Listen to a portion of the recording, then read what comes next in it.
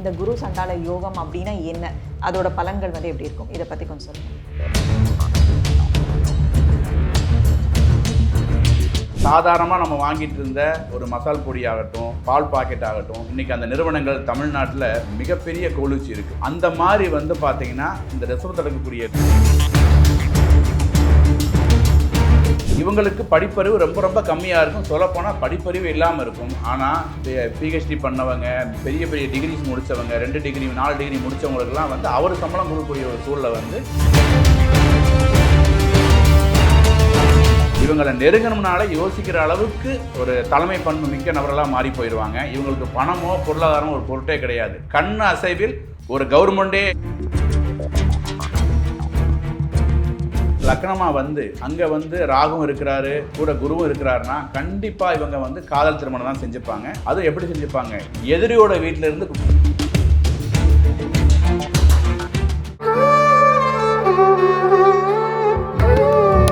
Astro Tamil அன்பு நேயர்களுக்கு வணக்கம். நம்ம சேனலில் தொடர்ந்து பார்த்தீங்கன்னா ஜோதிடம், வாஸ்து, நியூமராலஜி, ஆன்மீகம் அப்படின்னு பல இன்ட்ரெஸ்டிங்கான செக்மெண்ட்ஸ் வந்து பார்த்துட்டு இருக்கோம். ஸோ இன்னைக்கு ஜோதிட ரீதியான விஷயங்கள் பேசுறதுக்காக நம்ம கூட அவினாசியிலிருந்து ஜோதிடர் திரு சுரேஷ் பாண்டியன் அவர்கள் இணைந்திருக்கிறாங்க.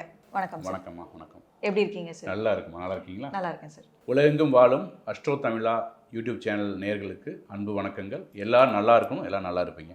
இன்றைக்கி நம்ம என்ன இன்ட்ரெஸ்டிங்காக பார்க்க போகிறோம் அப்படின்னு பார்த்தீங்கன்னா கிரக சேர்க்கை. அதில் குறிப்பாக என்ன பார்க்க போகிறோம் அப்படின்னு பார்த்தீங்கன்னா குரு ராகு சேர்க்கை.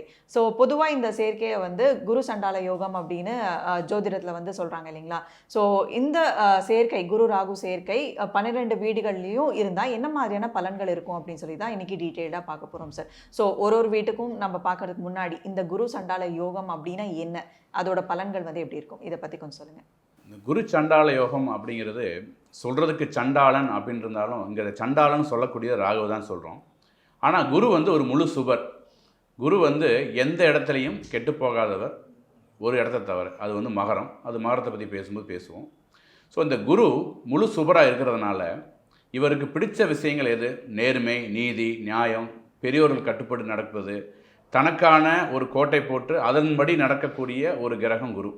அப்படியாப்பட்ட குருவோட ராகு சேரும்போது என்ன நடக்கும் அப்படின்னு சொல்லி கேட்டீங்க அப்படின்னு சொன்னால், ராகு மிகப்பெரிய கிரகம். மிகப்பெரிய கிரகம் கேது, அதுக்கு முதல்ல இருக்கக்கூடிய ராகு.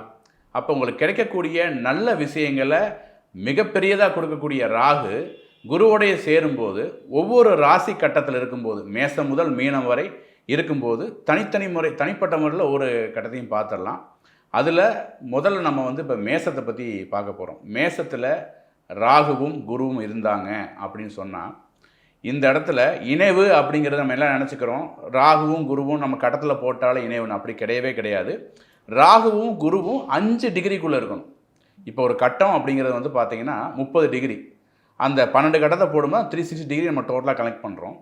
ஏன்னா மேக்ஸும் சயின்ஸும் சேர்ந்தது தான் ஜோதிடம். இது ஒன்றும் புதுசு கிடையாது. அப்படி அந்த 30 டிகிரிக்குள்ளே 5 டிகிரிக்குள்ளே இந்த 2 கிரகங்களும் ஒன்றா இருக்கும்போது தான் இந்த இணைவுங்கிற அந்த வார்த்தையை அங்கே வருது. அப்போ மேசத்தில் குருவும் இருக்கிறாரு, ராகுவும் இருக்கிறாரு அப்படின்னா உங்களுக்கு இப்போ ராகு திசை நடக்க போகுது, அடுத்து குரு திசை வரப்போகுது. ஏன்னா 2 திசையும் கன்னிவாக தான் வரும். அது ஒரு பெரிய அட்வான்டேஜ். மற்ற கிரகங்கள் ஒன்றா இணையும் போது வந்து பார்த்திங்கன்னா ஒரு கிரகம் திசையை முடிச்சுட்டு போய் அடுத்து வேறு கிரகம் முடிஞ்சதுக்கப்புறம் தான் ராகு திசையோ குரு திசையோ வரும். ஆனால் இவங்களுக்கு வந்து பார்த்திங்கன்னா ராகு முடிஞ்ச உடனே அடுத்து குரு வந்துடும். ராகு 18 ஆண்டுகள் முடிந்தோடனே 16 ஆண்டுகள் வந்து குருதசை வரும். இப்போ நிறைய பேர் நீங்கள் பார்த்துருப்பீங்க, அவருக்கு பாருங்கள், அவர் இப்போ காலேஜ் முடித்தார், வந்தார், கேம்பஸ் செலக்ட் ஆனார், அப்படி வெளிநாடு போனார், நல்ல முறையாக செட்டில் ஆகிட்டார் அப்படின்னு சொல்லக்கூடியவங்க, பிஸ்னஸாக இருந்தாலும் சொல்லக்கூடியவங்களுக்கு வந்து பார்த்திங்கன்னா இந்த ராகுவும் குருவும் கண்டிப்பாக இருப்பாங்க. நமக்கு அறிமுகமான, நமக்கு தெரிந்த மிகப்பெரிய அரசியல் ஆளுமைகளுக்கு போகிறான் பார்த்தீங்கன்னா இந்த குரு ராகு சேர்க்கை கண்டிப்பாக இருக்கும். நீங்கள் ஜாதகத்தை செக் பண்ணி பார்த்தீங்கன்னா தெரியும். அப்படியாப்பட்ட இந்த இணைவு மேசத்தில் இருக்கும் பொழுது உங்களுக்கு மெயினாக கொடுக்கக்கூடிய தலைமை பண்பு, ஒரு கூட்டத்தை நிர்வகிக்கக்கூடிய, அப்படின்னு சொன்னது மாதிரி அரசியலுக்கு என்ன தேவை, ஒரு தலைமை பண்பு வேணும். ஒரு 5 லட்சம் பேர் 6 லட்சம் பேர் ஒரு கூட்டத்தில் வந்து நிற்கிறாங்கன்னா அவங்கள ஹேண்டில் பண்ணக்கூடிய அந்த கெப்பாசிட்டி எங்கே வரும்னு கேட்டிங்கன்னா அந்த தலைமை பண்புக்கு தான் வரும். ஒரு வார்த்தை வெல்லும், ஒரு வார்த்தை கொல்லும் அப்படிங்கிறது தமிழில் நம்ம சொல்லக்கூடிய முக்கியமான விஷயம் ஆளுமைகளுக்கு மட்டும்தான். அப்போ ஒரு ஸ்டேஜில் ஒரு அரசியல் ஆளுமை பேசுகிறாரு, கூட்டம் அலமோதிக்கிட்டு இருக்குது, ஒரே ஒரு வார்த்தையில் அந்த கூட்டத்தை நிப்பாட்ட முடியும் அப்படின்னு சொன்னால் அங்கே தான் அந்த ராகுவும் குருவும் கரெக்டாக வேலை செய்கிறாங்கன்னு அர்த்தம். அது மட்டுமா, இன்னும் நிறையா சொல்லிட்டே போகலாம். இந்த தலைமை பண்பையும் தாண்டி இது அரசியலையும் தாண்டி பெரிய நிர்வாகத்தில் இருக்கக்கூடியவங்க, அதே மாதிரி வந்து பார்த்திங்கன்னா யூனிஃபார்ம் சர்வீஸ் சொல்லக்கூடிய காவல்துறையில், நீதித்துறையில், அரசாங்கத்துறையில் பெரிய பெரிய பதவியில் இருக்கவங்களுக்கு போகாமே இந்த குருவும் ராகும் இணைவில் இருக்கும். இந்த குரு ராகு மேசத்தில் இருந்தாலே வந்து பார்த்திங்கன்னா மக்களால் போற்றப்படக்கூடிய, மக்களால் தேர்ந்தெடுக்கக்கூடிய, மக்களுக்கு அதிகமாக பரிச்சயமாகக்கூடிய முகமாக இது மாறி போயிருங்கிறது தான் நிதர்சனமான உண்மைங்க. மேசத்தில் ராகுவும் குருவும் இருந்தால். Okay sir. ஸோ அடுத்ததாக வந்து ரிஷபம். ஸோ ரிஷபத்தில் குரு ராகு சேர்க்கை இருக்குது அப்படின்னா என்ன மாதிரியான விஷயங்கள் வந்து இருக்கும் சார்? ரிஷபத்தில் ராகுவும் குருவும் இருக்கிறாங்க அப்படின்னா இங்கே ரிஷபம் வந்து ராகுக்கு ரொம்ப ரொம்ப பிடிச்ச வீடு. ஏன்னா பொதுவாக நம்ம ஜோதிடத்தில் நம்ம சொல்லக்கூடியது ரிஷபம், அதாவது சுக்கிரனுடைய வீட்டில் வந்து குருவை விட ராகு வந்து ரொம்ப நன்மை செய்வார். மிகப்பெரிய பொருளாதாரம், அதாவது தகப்பனாருங்கிறவர் அந்த நபருக்கு எந்த ஒரு அதாவது அப்பாங்கிற தவிர எந்த ஒரு அட்ரஸையும் கொடுத்துட்டு போயிருக்க மாட்டார். இவருக்கு ராகுவும் குருவும் ஜாதகத்தில் இணைந்து இவருக்கு ராகு திசை ஆரம்பிக்கும் போது ஒரு சாம்ராஜ்யத்தை அவர் உருவாக்குவார். அதாவது மிகப்பெரிய சாம்ராஜ்யம். இப்போ எடுத்துக்காட்டுக்கு வந்து பார்த்திங்கன்னா சாதாரணமாக நம்ம வாங்கிட்டு இருந்த, நான் பேர் சொல்ல விரும்பலை, ஒரு மசால் பொடி ஆகட்டும், ஒரு பால் பாக்கெட் ஆகட்டும், இன்றைக்கி அந்த நிறுவனங்கள் தமிழ்நாட்டில் மிகப்பெரிய கோலூச்சி இருக்குது. அந்த மாதிரி வந்து பார்த்திங்கன்னா ஸ்டார்ட் ஃப்ரம் த ஸ்க்ராட்ச்லேருந்து மேலே கொண்டு போகிறதுக்கு இந்த ரிஷபத்தில் இருக்கக்கூடிய குருவும் ராகுவும் மிகப்பெரிய விஷயத்தை பண்ணுவாங்க. அதே சமயம் இந்த ரிஷபத்தில் குரு இருந்து அங்கே ராகு இருந்தால் அதுக்கு நேராக 7ஆம் இடத்துல கேது கண்டிப்பாக இருப்பார். அப்போ என்னான்னு கேட்டிங்கன்னா இவங்களுக்கு மறைமுகமான நன்மைகள் நிறையா வந்தாலும் அதே சமயம் கலஸ்திரஸ்தானம்னு சொல்லக்கூடிய திருமண வாழ்க்கையில் கண்டிப்பாக ஒரு புள்ளியை கண்டிப்பாக வச்சுருப்பார். வெளி உலகத்தில் மிகப்பெரிய நபராக தெரிஞ்சுக்கிற அத்தனை பேருக்கும் தன்னுடைய சொந்த வாழ்க்கையில் வந்து பார்த்திங்கன்னா 7ஆம் இடத்துல, அதாவது ரிஷபத்துக்கு 7ஆம் இடமா இருந்துச்சுன்னா காலபுருஷனுக்கு 8ஆம் இடம், அந்த 8ஆம் இடத்துல கேது இருக்கிறனால ஒரு தேவையில்லாத பயம், ஏதாவது ஒரு தவறை செஞ்சுட்டு கடைசி வரைக்கும் அது வெளியில் தெரிஞ்சிருமோ, நம்மளுடைய மரியாதை இந்த மக்கள்கிட்ட கெட்டு போயிருமோன்னு பயந்து வாழக்கூடிய விஷயத்தையும் இந்த இடத்துல சொல்லித்தான் ஆகணும். அப்போ ரிஷபத்தில் ராகுவும் கேதுவும் இருப்பது தனி மனிதனுக்கு யோகமாக இருந்தாலும் அவருடைய 7ஆம் இடம்னு சொல்லக்கூடிய கலசரஸ்தானத்தில் கேது இருக்கிறதுனால, காலபுருஷனுக்கு 8ஆம் இடமாக இருக்கிறதுனால ஒரு மறைமுகமான ஒரு குற்றச்செயலை செய்து அதற்காக பயந்து கொண்டு வாழக்கூடிய ஒரு சூழல் வந்து கண்டிப்பாக ஏற்பட்டுக்கிட்டே தான் இருக்குங்கிறது தான் நிதர்சனமான உண்மை. ஸோ அடுத்ததாக வந்து மிதுன ராசி. ஸோ மிதுன ராசி கட்டத்தில் வந்து குரு ராகு சேர்க்கை இருக்குது அப்படின்னா என்ன மாதிரியான விஷயங்கள் இருக்கும் சார்? மிதுனத்தில் ராகுவும் கேதுவும் சேர்ந்துருக்காங்கன்னா இந்த வீட்லேயும் பலமாகக்கூடிய கிரகம் வந்து ராகு தான். அப்போ ராகு மிதுனத்தில் பலமாகிறாரு அப்படின்னு சொன்னால் அதாவது ராகு நிற்கக்கூடிய அந்த கன்னி மிதுன வீட்டுக்கு நேராக 7ஆம் வீட்டில் வந்து தனுசு வீட்டில் வந்து பார்த்திங்கன்னா கேது இருப்பார். அப்போ குருவும் கேதுவும் இங்கே வந்து பார்த்திங்கன்னா ஒருத்தரை பார்த்துக்கிறதுனால கேல யோகம் ஆக்டிவேட் ஆகும். அப்போ கல்வி தந்தை நம்ம சொல்கிறோம் இல்லைங்களா, அந்த கல்வி தந்தை எல்லாமே வந்து பார்த்திங்கன்னா நிறையா படிச்சிருக்க வேண்டிய அவசியமே கிடையாது. அவங்களுடைய ஆளுமையினால் வந்து கல்வி தந்தை ஆகிருப்பாங்க. அப்போ கண்ணியில் இருக்கக்கூடிய இந்த ராகுவும் குருவும் வந்து பார்த்திங்கன்னா மிகப்பெரிய கல்வி நிறுவனங்களை ஸ்தாபிக்கிறது, அதை நடத்துறது, அதை வந்து பார்த்திங்கன்னா இவங்களுக்கு படிப்பறிவு ரொம்ப ரொம்ப கம்மியாக இருக்கும். சொல்லப்போனால் படிப்பறிவு இல்லாமல் இருக்கும். ஆனால் பிஹெச்டி பண்ணவங்க, பெரிய பெரிய டிகிரிஸ் முடித்தவங்க, 2 டிகிரி 4 டிகிரி முடித்தவங்களுக்கெல்லாம் வந்து அவர் சம்பளம் கொடுக்கக்கூடிய ஒரு சூழலை வந்து இந்த மிதுனில் இருக்கக்கூடிய குருவும் ராகும் ஏற்படுத்துவாங்கிறத நிதர்சனமான உண்மை. அப்போ இதில் நெகட்டிவான விஷயம் ஏதாவது இருக்கான்னு கேட்டிங்கன்னா மறுபடியும் சொன்னது மாதிரி தான். இந்த நபருடைய, அதாவது ராகுவும் குருவும் சேர்ந்திருக்கக்கூடிய மிதுன வீட்டில் இருந்து 7ஆம் வீட்டில் தனுசு வீட்டில் கேது இருக்கிறதுனால காலபுருஷனுக்கு 9ஆம் வீடாக இருக்கிறதுனால அவர் தகப்பனுக்கு ஒரு ஆகாத குழந்தையாக தான் கண்டிப்பாக இருந்திருப்பார். என் பையன் வந்து ஜெயிக்க மாட்டான், என் பையன் ஊரை சுற்றிக்கிட்டு இருக்கிறான், இந்த பையன் வந்து பார்த்திங்கன்னா அரசியல் அதுன்னு சுற்றிக்கிட்டே இருக்கிறான் அப்படின்னு சொல்லப்பட்ட எத்தனையோ குழந்தைகள் தான் அவங்க ஜாதகத்தில் கன்னியில் வந்து பார்த்திங்கன்னா குருவும் ராகும் இருப்பாங்க. வாழ்வியில் பிற்பகுதியில், அதாவது நான் சொல்ல 45 வயதுக்கு மேலே வந்து மிகப்பெரிய சாம்ராஜ்யத்தை உருவாக்கணுங்களுக்கு ஜாதகத்தில் போனால் இந்த கன்னியில் குருவும் ராகும் இருப்பாங்க. அடுத்ததாக வந்து கடகம் வீடு. ஸோ இந்த வீட்டில் குரு ராகு சேர்க்கை இருந்துச்சுன்னா என்ன மாதிரியான பலன்கள் இருக்கும் சார்? கடகத்தில் குருவும் ராகுவும், இந்த கடகங்கிறது வந்து பார்த்திங்கன்னா ஒரு நீர்த்தன்மையுடைய வீடு. இது வந்து கடலை குறிக்கக்கூடிய ஒரு வீடு. இந்த கடகத்தில் ராகு இருக்கிறது வந்து இந்த ஜோதிடம் வந்து ரொம்ப சிலாகித்து தான் சொல்லுது. கடகத்தில் ராகு இருந்தால் மிகப்பெரிய வெற்றி அப்படின்னு சொல்லி. இங்கே குருவும் உச்சமாகிறார், அது மிகப்பெரிய ஒரு ப்ளஸ். அப்போ உச்ச குருவோடு சேர்ந்த ராகு என்ன கொடுப்பார் அப்படின்னு சொல்லி கேட்டிங்கன்னா தாய் வழியிலிருந்து வரக்கூடிய சொத்துக்களை அனுபவிக்கக்கூடிய யோகத்தை கொடுப்பாரு. அதே மாதிரி கடல் தாண்டி சென்று மிகப்பெரிய பொருளாதாரத்தை ஏற்படுத்தக்கூடிய ஒரு சூழலை ஏற்படுத்தி கொடுப்பாரு. இப்போ ஒரு எடுத்துக்காட்டுக்கு ராஜராஜ சோழன் கடல் தாண்டி போய் சமதளத்தில் ஜெயிச்சதை விட கடல் தாண்டி போய் மிகப்பெரிய விஷயத்தை செஞ்சார், நம்ம படிச்சிருக்கோம், வரலாறு சொல்லுது. அந்த மாதிரி வெளிநாட்டில் போய் வாழ்ந்து மிகப்பெரிய பொருளாதாரத்தை உருவாக்கி அந்த பணத்தை மறுபடியும் மதர் கண்ட்ரின்னு சொல்லக்கூடிய தாய் நாட்டுக்கு கொண்டு வந்து இங்கே மிகப்பெரிய ஒரு பொருளாதார விஷயத்தை உருவாக்கக்கூடியவங்களுக்கு பூரா வந்து பார்த்திங்கன்னா கடகத்தில் இந்த ராகுவும் குருவும் சேர்க்கை இருக்கும். அதே மாதிரி இங்கே உச்ச குருவாக இருக்கிறனால அவர் வந்து பார்த்தீங்கன்னா அவருக்கு 3 பார்வை இருக்குது. 5ஆம் பார்வை, 7ஆம் பார்வை, 9ஆம் பார்வை.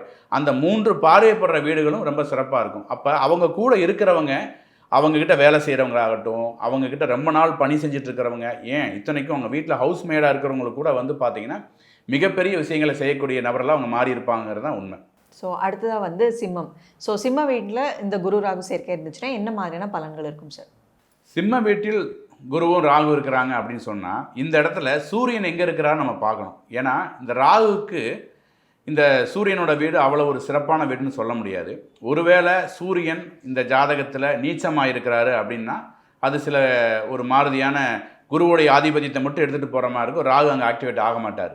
ஒருவேளை குருவுக்கு ராகுவுக்கும் வீடு கொடுத்த அந்த சூரியன் உச்சமாகிறாரு அப்படிங்கிற பட்சம், உச்சம்னா ஒரு மேசத்தில் இருந்தார் அப்படின்னு சொன்னால் இவங்க மிகப்பெரிய அரசியலில் மட்டும் இல்லாமல், அரசாங்கம் மட்டும் இல்லாமல், இந்தியாவுக்கே, அதாவது வந்து ஒரு கண்ட்ரிக்கு அறிவுரை சொல்லக்கூடிய அளவுக்கு வந்து பார்த்தீங்கன்னா இவங்களுடைய அறிவாற்றலும் செயலாற்றலும் இருக்கக்கூடிய அளவுக்கு இருப்பாங்க. அதாவது இவங்களுக்கு சுற்றி எப்பயும் மீடியா வேலை இருந்துக்கிட்டே இருக்கும். ஏன்னா சூரியனுங்கிறது தலைமை பண்பு, குருங்கிறது வந்து பார்த்தீங்கன்னா சூரியனாக முயற்சி பண்ணி தோற்றுப்போன ஒரு கிரகம். அப்போ அதுவும் ஆல்மோஸ்ட் லைக் சூரியன் தான். இவங்க கூட ராகு சேரும்போது மிக முக்கியமான 3 சேர்க்கைங்க ஏற்படுது. சிம்ம வீட்டில் குருவும் ராகுவும் மிகப்பெரிய பலம்.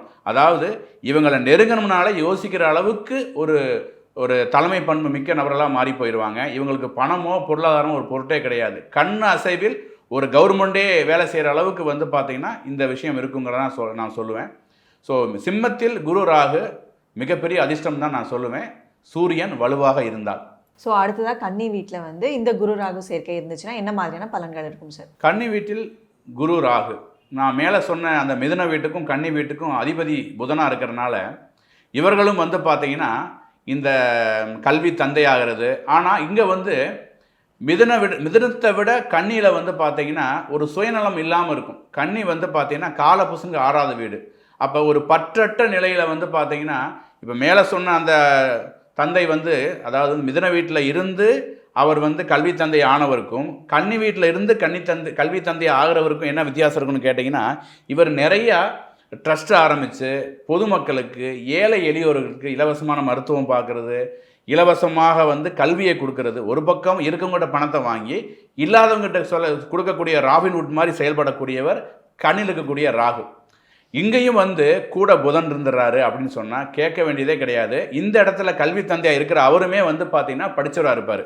அதே மாதிரி ஐஏஎஸ்ன்னு சொல்லக்கூடிய நம்ம இந்திய சட்டத்தை வந்து வகுக்கக்கூடிய, நிலைநாட்டக்கூடிய, அதாவது சட்ட ஒழுங்கை வந்து மிக கடுமையாக ஃபாலோ பண்ணக்கூடிய ஐஏஎஸ் ஐபிஎஸ் ஆஃபீஸர்லாம் வந்து பார்த்தீங்கன்னா அவங்க ஜாதகத்தில் கன்னியில் ராகுவும் குருவும் இருப்பாங்க, புதனும் அங்கே வலுத்திருப்பார்.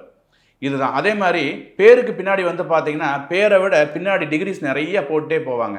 பேர் 30% இருக்கும், பின்னாடி இருக்க டிகிரிஸ் வந்து ஒரு 70% இருக்கும். இவங்களுக்கு போகாமே வந்து பார்த்தீங்கன்னா புதன் வலுத்து அங்கே ராகுவும் இருந்து கூட குருவும் இருந்தார்னா ரொம்ப சிறப்பு. இப்போ ஜோதிடம் தெரிஞ்சவங்க கேட்பாங்க, சார் கன்னி வீட்டில் வந்து குரு வந்து பகைமை ஆயிடுவாரே, அதனால் பிரச்சனை ஆயிராதா அப்படின்னு சொல்லி கேட்டிங்கன்னா, இது குருவுக்கு பிடிக்காத வீடு தான். ஆனால் குரு முழு சுபராக இருக்கிறதுனால ராகு குருவுடைய வேலையும் சேர்த்து செய்கிறதுனால அவருக்கு இந்த பொருளாதாரம், பெரிய மனித தன்மை, அதே சமயம் எளியோருக்கு உதவக்கூடிய எண்ணம், சமுதாயத்தில் நல்ல அந்தஸ்து, இதை எல்லாமே வந்து ராகு குருக்கிட்ட இருந்து வாங்கி கொடுத்துருவாருங்கிறதுலாம் நிதர்சனமான உண்மைங்க. ஓகே, இதில் விதிகள் இருந்தாலுமே விதிவிலக்குகள் வந்து நிறையவே இருக்குது இல்லைங்களா? கண்டிப்பாங்க. விதிகளை விட விதிவிலக்கு நிறைஞ்சது தான் ஜோதிடம். இப்போ நான் மேல் சொன்னது எல்லாமே வந்து அந்த கிரகம் அந்த வீட்டில் இருக்கிறத மட்டும்தான். ஒருவேளை அந்த வீடு கொடுத்த நபர் வேற பக்கம் நீச்சமாவோ ஆட்சி உச்சமானாலோ இந்த பலன்கள் வந்து மாறுபடும். ஆனால் நான் சொன்ன இந்த கான்செப்ட் வந்து பார்த்தீங்கன்னா கண்டிப்பாக எல்லா ஜாதகத்துலையும், அதான் இருக்கக்கூடிய ஜாதகத்தில் வேலை செய்யும். ஓகே சார், ஸோ ரொம்ப சிறப்பாக சொன்னீங்க. அடுத்த வந்து துலாம் வீடு. ஸோ இந்த துலாம் வீட்டில் குரு ராகு சேர்க்கை இருந்துச்சுன்னா என்ன மாதிரியான பலன்கள் இருக்கும் சார்? கண்டிப்பாக சுக்கிரனுக்கு 2 வீடு ஜோதிடத்தில் கொடுத்துருக்குறோம். ஒன்று ரிஷபம், இன்னொன்று துலாம் வீடு. இந்த துலாம் வீட்டில் குரு இருக்கிறாரு, ராகு இருக்கிறாருன்னா இது வந்து பார்த்திங்கன்னா துலாம் வீட்டில் குரு அப்படின்னு அதுக்கே நம்ம தனியாக பேசலாம். ஏன்னா துலாம்ங்கிறது வந்து பார்த்திங்கன்னா சுக்கரனுடைய வீடு, அது வந்து அசுபருடைய தலைவர், குரு வந்து சுபர்களுடைய தலைவர். அப்போ இந்த 2 தலைவர்களும் ஒருத்தர் வீட்டில் ஒருத்தர் இருக்கும்போது என்ன பண்ணுவாங்க அப்படின்னு சொன்னீங்கன்னா, அவங்க முடிவுகளை சரியாக எடுப்பாங்க. அதுதான் ரொம்ப முக்கியமான விஷயம். அப்போ முடிவுகளை சரியாக எடுக்கிறதுக்கு ஒரு டிலேனஸ் இருக்குமான்னு கேட்டால் கண்டிப்பாக டிலே இருக்கும். அதாவது எடுத்தோம் கவுத்தோம்னு சில முடிவுகள் எடுக்க மாட்டாங்க, ஆனால் எடுக்கக்கூடிய முடிவுகள் ரொம்ப சிறப்பாக இருக்கும். அதே சமயம் இங்கே ராகுவும் இருக்கிறனால, ராகு வந்து மிகப்பெரிய பொருளாதாரத்துக்கு சொந்தக்காரர், காலபுருஷனுக்கு 7ஆம் இடம். அப்போ இந்த 7ஆம் வீட்டில், காலபுருஷனுடைய 7ஆம் வீட்டில் குருவும் ராகுவும் இருந்து இவங்களுக்கு சுக்கிர திசையோ ராகு திசையோ அல்லது குரு திசையோ நடக்கும் பட்சத்தில் இவங்களுக்கு மிகப்பெரிய பொருளாதாரம். அது மட்டும் இல்லாமல் வெளிநாட்டு பொருட்களை பயன்படுத்தி வியாபாரம் செய்வது, வெளிநாட்டு பொருட்களை பயன்படுத்தி தன்னை மேம்படுத்திக்கிறது, அதன் மூலியமாக இந்த சமுதாயத்தில் தன்னை ஒரு ஸ்டாண்டர்ட் லைஃபுக்கு கொண்டு வரதுக்கான முயற்சியை பண்ணுறது எல்லாமே பண்ணுவாங்க. ஆனால் பொருளாதாரத்தில் இவங்களுக்கு என்றைக்குமே குறை இருக்காது. அதையும் தாண்டி டைமண்ட்ஸ், வைரக்கற்களை ரொம்ப விரும்பி பண்ணக்கூடியவங்களா இருப்பாங்க. இவங்க ஒரு யூனிக்னஸாக இருக்குன்னு எதிர்பார்ப்பாங்க. எந்த இடத்துலையுமே வந்து தனக்கான ஒரு தோற்றம் மற்றவரை ஒப்பிட்டு பார்க்குற மாதிரி இருக்கக்கூடாது அப்படின்னு நினைக்கக்கூடியவங்களா இருப்பாங்க. இப்போ சில இடத்துல பார்ப்பீங்க, ஆணை பார்த்து அடடா அருமையாக இருக்கிறாரு, ரொம்ப நல்லா இருக்கிறாரு, பார்க்குறதுக்கு ரொம்ப அம்சமாக இருக்கிறாரு அப்படின்னு சொல்கிறதும், பெண்ணை பார்த்து இவங்க பார்க்குறதுக்கு ரொம்ப நல்லா இருக்காங்களே. இப்போ பாகுபலியில் கூட ஒரு டயலாக் வரும், அதாவது பேரழகே பார்த்து வைக்கக்கூடிய பேரழகு அப்படின்னு சொல்லி சொல்கிற மாதிரி, சரியாக டயலாக் தெரியல, எனக்கு ஞாபகமாக இல்லை.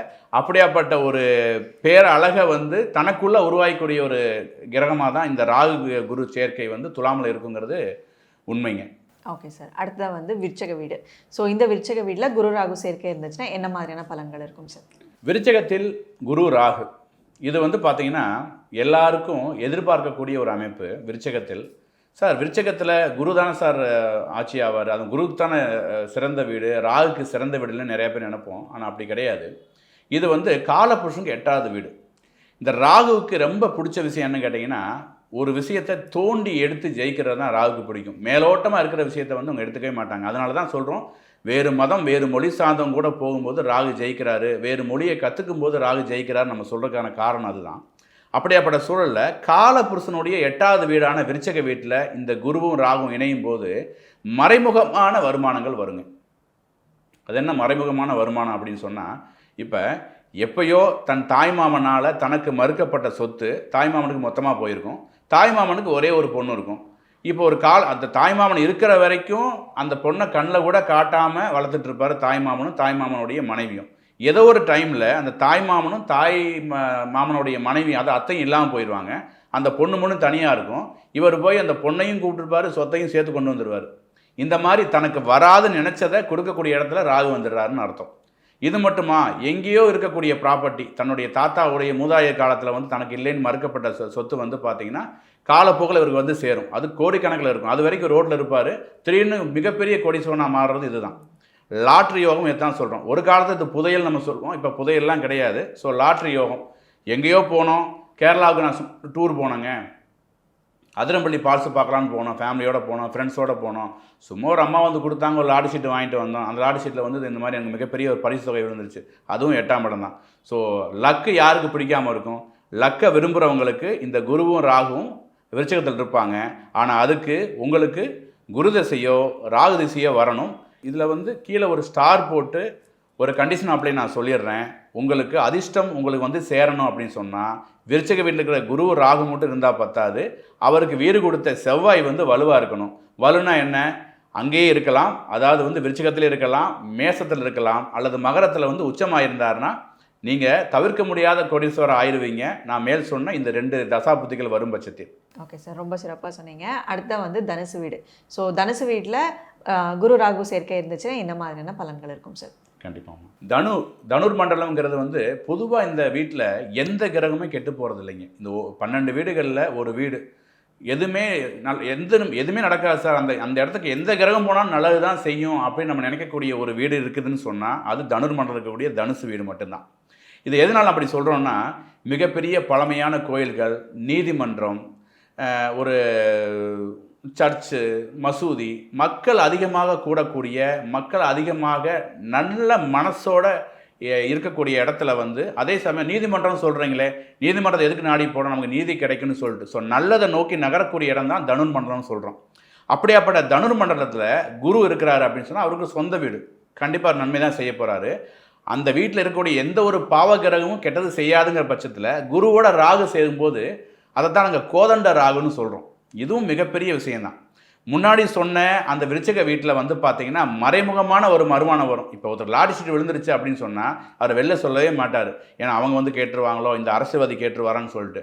ஆனால் குருவோடைய வீட்டில் ராகுவும் குரு இருக்கிறாருன்னா அப்படியே வந்து கிராஜுவலாக மேலே கொண்டு போவார். ஒரு சாதாரணமாக ஒரு நிறுவனம் ஆரம்பிப்பார், அது ஒரு பார்ட்னர்ஷிப் கன்சர்ன் ஆகும், அப்புறம் 2 பேரும் பார்ட்னர் சேருவாங்க, அப்புறம் அது ப்ரைவேட் லிமிட்டடாக மாறும். அந்த அந்த அந்த வளர்ச்சிங்கிறது வந்து மக்கள் ஏற்றுக்கூடியதாக இருக்கும். குருவுடைய பலமே அதுதான்.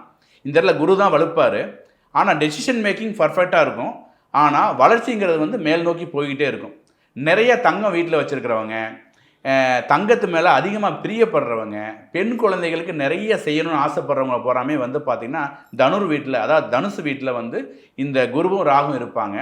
தனுர் வீட்டில் ராகு குரு இருப்பது மிகப்பெரிய நன்மையே அப்படிங்கிறது தான் உண்மைங்க. ஸோ அடுத்ததாக வந்து மகர வீடு. மகர வீட்டில் இந்த குரு ராகு சேர்க்கை இருந்துச்சுன்னா என்ன மாதிரியான பலன்கள் இருக்கும் சார்? இந்த மகர வீட்டில் கரெக்டாக சொல்லணும்னா குரு இங்கே நீசமாகிறார். இந்த மகர வீட்டில் மட்டும் நான் ஆரம்பத்திலே சொன்னது மாதிரி குருவுடைய நிலைமையை வந்து நம்ம சரியாக எடுத்துக்கலைன்னா இது நெகட்டிவாக இருக்கான வாய்ப்பு இருக்குது. இங்கே ராகு பலமாக தான் இருக்கிறார், அது மறுப்பே கிடையாது. ஆனால் குரு நீசமாகிறதுனால இந்த இடத்த பொறுத்தளவுக்கு, மகர வீட்டை பொறுத்தளவுக்கு சனி வந்து நீச்சமாகாமல் இருக்கணும். அட்லீஸ்ட் அவர் வந்து பகையாக இருந்தால் கூட பரவாயில்ல, நீச்சமாகாமல் இருக்கணும். ஸோ உங்களுக்கு மகர வீட்டில் குரு ராகு இருந்து சனி வந்து செவ்வாயோடைய வீடான மேசத்தில் போயிட்டாருன்னா கண்டிப்பாக அதில் இம்பேக்ட் இருக்கும் நெகட்டிவாக. ஆனால் அங்கே இல்லாமல் சனி வேறு எங்கே இருந்தாலும், ஏன் மகரத்தில் இருந்தாலும் அது யோகம்தான், அதுவும் மிகப்பெரிய யோகமாக மாறும். எப்படியாப்பட்ட யோகமாக மாறும் அப்படின்னு சொல்லி கேட்டிங்கன்னா, உழைப்பால் உயர்வாங்க, நிறைய பிஸ்னஸ் பண்ணுவாங்க, நிறைய வேலை செய்வாங்க, மெயினாக அவங்க தூங்க மாட்டாங்க, அதுதான் ரொம்ப முக்கியம். They have very limited sleep. ஒரு 4 மணி நேரம் 5 மணி நேரம் தூங்குவாங்க. ஆனால் ரொம்ப ஹார்ட் ஒர்க்காக இருப்பாங்க. கண் வந்து எப்பயுமே சிவப்பாகவே இருக்கும். அவங்க கையெல்லாம் காய் காய்ச்சி போயிருக்கும்.